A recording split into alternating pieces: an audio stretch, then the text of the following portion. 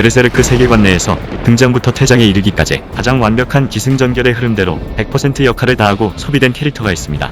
지상에 가장 많은 땅을 유린한 자, 가장 광대한 영토를 다스리는 자, 왕 중의 왕, 쿠샨 제국의 가니슈카 대제가 그 주인공입니다.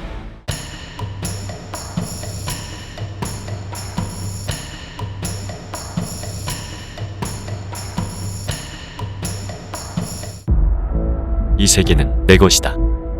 가니슈카 대제가 베르세르크 세계에서 차지하는 비중은 대단했습니다. 공포의 제왕이라는 이명 그대로 압도적인 카리스마와 잔혹함으로 많은 나라를 멸망시켰죠. 쿠샨 제국은 전쟁 포로들 중 남자는 무조건 처형시키고 여자들은 노예로 만들었습니다. 더 나아가 쿠샨의 비밀병기 중 하나인 귀병을 만들기 위해서 임신한 여자들을 제물로 이용했어요. 가니슈카의 쿠샨 제국이 지나간 자리엔 파괴와 살육만이 남을 뿐이었습니다. 가니슈카는 단행본 기준 27권에서 처음 모습을 드러냈는데요. 미들랜드의 전 국토를 유린한 끝에 수도 윈덤까지 장악하고 말았죠. 윈덤의 곳곳엔 처형된 시민들의 시체가 장식품처럼 널려있는 등 참혹함의 끝을 보여줍니다. 게다가 원인 모를 안개에 섞여 수상한 괴물들이 거리를 배회하기까지 윈덤은 말 그대로 마도가 되어버리고 말았습니다. 피로 물든 이 손으로 신을 찬탈하고 말 것이다. 전생한 사도로서 그들의 주인인 고드엔드를 섬기는 건 최고의 행복, 신의 품에 안기는 것과 마찬가지입니다. 하지만 가니슈카 대제는 부정한 세계에 군림하는 마왕으로서 신에게 거역할 마음을 품죠.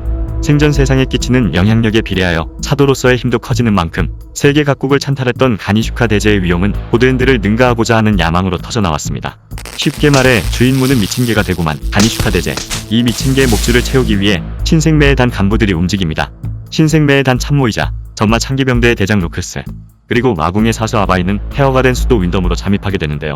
하지만 마각이 뜬 태아가 변이돼 만들어진 귀병과 동물을 패밀리어화시킨 요수병들의 압도적인 수합에 위기가 닥쳐옵니다. 이때 처음으로 루크스의 사도 형태가 드러나죠.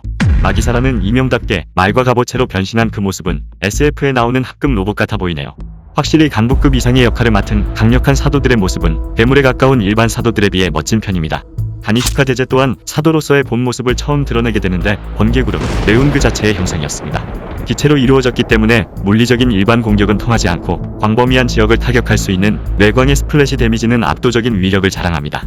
고드엔드들도 자신들의 위력을 대놓고 드러낸 적이 없기 때문에 당시 가니슈카 대제의 포스는 마왕 그 자체였습니다.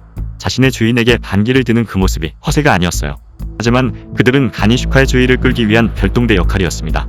그 찰나의 틈에 그리피스와 조드는 재생의 탑 꼭대기에 감금되어 있던 샬로트 왕녀를 구하게 되죠. 뒤늦게 눈치를 챈 가니슈카 대제였지만 이미 이삿짐 센터는 짐을 뺀 후였습니다.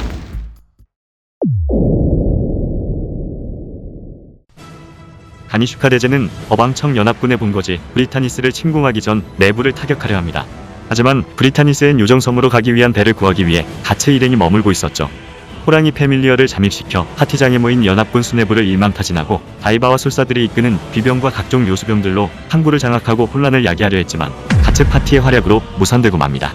요수병단의 최종병기인 쿤다리니마저 가츠 파티에 의해 파괴되자 가니슈카 대제가 나설 수밖에 없었는데요. 사도마저 쉽게 불태워 죽이는 뇌광을 몇 차례나 버텨낸 가츠와 세르피코, 가니슈카는 가츠에게서 우리 마계 일족이 냄새가 난다며 재물이 낙인이 찍힌 자라는 사실을 알게 됩니다.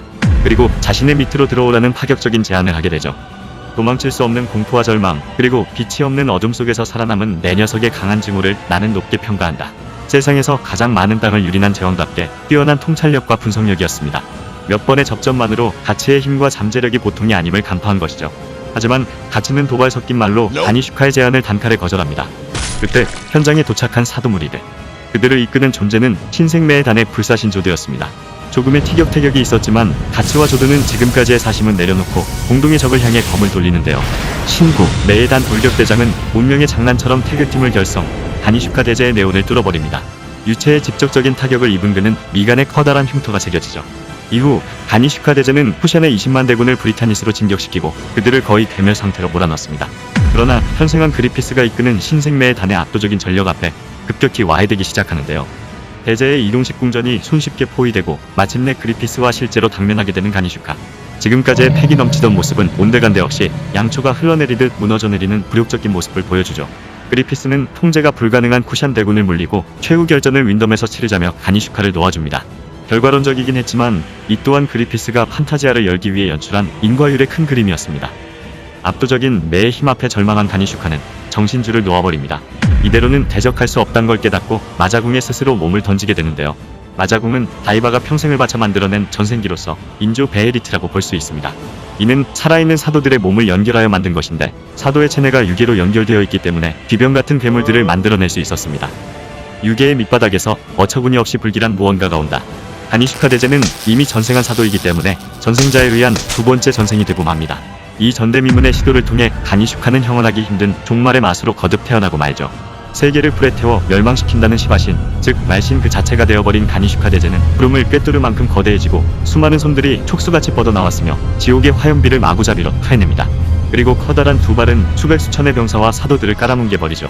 하지만 불안정한 두 번의 전생 때문인지 말신이 된 가니슈카 대제는 본인이 누구인지도 알아차리지 못하는 자아가 상실된 존재가 돼버렸습니다. 그렇게 혼돈이 흘러넘치는 전장 속에서 그리피스는 조드를 타고 날아올라 말신의 본체에 도달합니다. 그리고 펼쳐지는 가니슈카 대제의 어둡고 비참한 과거사. 결국 그가 천하제패의 목을 맸던 이유는 자신을 두렵게 만들어야만 살아남을 수 있다는 강박관념 때문이었습니다. 하지만 결국 아버지, 즉 선대왕을 암살하고 제위에 올랐던 자신의 모습 그대로 가니슈카의 아들이 자신을 죽이려 듭니다. 두려워서 멀리했지만 피부치여서 소중할 수밖에 없었던 제 아들에 의해 목숨을 잃게 된 가니슈카 대제. 그 마지막 순간에 이름 모를 성자가 바쳤던 베헤리트가 가니슈카의 손에 쥐어져 있었죠. 빛이 없는 어둠, 그것이 생명이다. 그리피스, 아니 페무토는 가니슈카의 독백에 답합니다.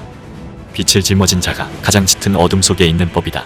그리고 어둠 속이기 때문에 진정한 빛을 찾을 수 있는 것이다. 하지만 그때 소환수의 검이 공간을 가르고 페무토의 뒤에서 해골 기사가 등장합니다. 그리고 내려친 패심의 일격. 하지만 이마저도 인과율의 연장 속에 있었습니다. 페무토는 공간을 왜곡하여 해골 기사의 일격을 가니슈카 대제로 돌려놓았고 이는 현세와 유계가 하나가 되는 판타지아가 열리는 열쇠가 되고 말았습니다.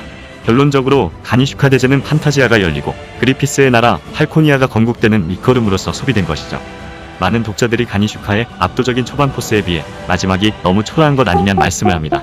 저 또한 일부 동감하나 오랜 시간 미적지근한 전개를 보였던 베르세르크 스토리에 하늘을 그을 분기점을 마련한 캐릭터란 점에서 충분히 제 역할을 했다고 생각합니다. 개인적으로 그의 과거사를 풀어낸 만화적 연출을 좀 더 살펴보고 싶은데요. 미우라 작가 사후 베르세르크의 연재 여부가 초미의 관심사인 만큼 여러가지 가능성을 열어두고 싶습니다. 아무래도 회상신이다 보니 압축적인 빠른 전개가 인상적이죠. 캐릭터의 얼굴도 그림자로 처리해 작업량적인 측면에서도 부담없는 수준입니다. 작화의 퀄리티나 연출 방법을 단순화시켜도 큰 티가 나질 않아요.